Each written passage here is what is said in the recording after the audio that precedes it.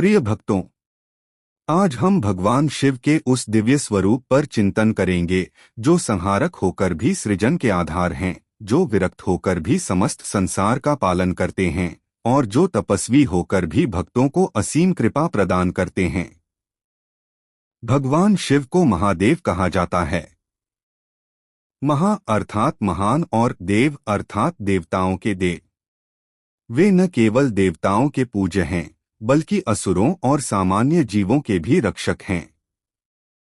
शिव सृष्टि के 3 प्रमुख स्वरूपों में से एक हैं, ब्रह्मा सृजनकर्ता, विष्णु पालनकर्ता और शिव संहारकर्ता।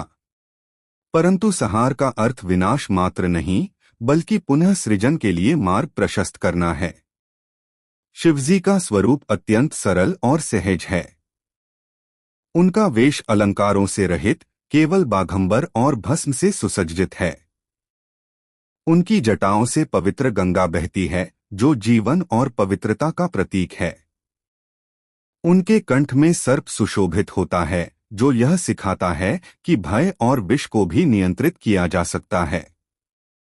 गले में नीलकंठ का चिन्ह इस बात की गवाही देता है कि उन्होंने संसार को बचाने के लिए समुद्र मंथन का विष स्वयं पान किया और उसे कंठ में धारण किया।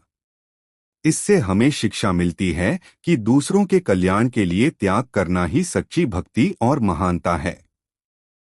शिवजी का एक नाम भोलेनाथ भी है। भोलेनाथ का अर्थ है अत्यंत सरल और दयालु।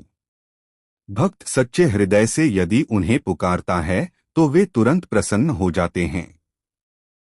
शिवजी को प्रसन्न करने के लिए बड़े बड़े यज्ञ, हवन, अनुष्ठान की आवश्यकता नहीं बल्कि सच्ची श्रद्धा और भक्ति ही पर्याप्त है। यही कारण है कि शिव पूजा में केवल जल, बिल्वपत्र और साधारण अर्पण भी स्वीकार कर लेते हैं। शिवजी योगियों के भी आदर्श हैं। वे आदियोगी हैं जिन्होंने ध्यान और समाधि की शक्ति को संसार को दिखाया। उनका त्रिनेत्र यह संकेत देता है कि वे केवल बाहरी दृष्टि से ही नहीं बल्कि अंतर्दृष्टि से भी सब कुछ देखते हैं। यह तीसरा नेत्र हमें यह सिखाता है कि जीवन में केवल दृश्य संसार ही सत्य नहीं है बल्कि आत्मज्ञान और विवेक ही वास्तविकता तक पहुंचने का साधन है। शिव का डमरू ब्रह्मांडीय ध्वनि का प्रतीक है।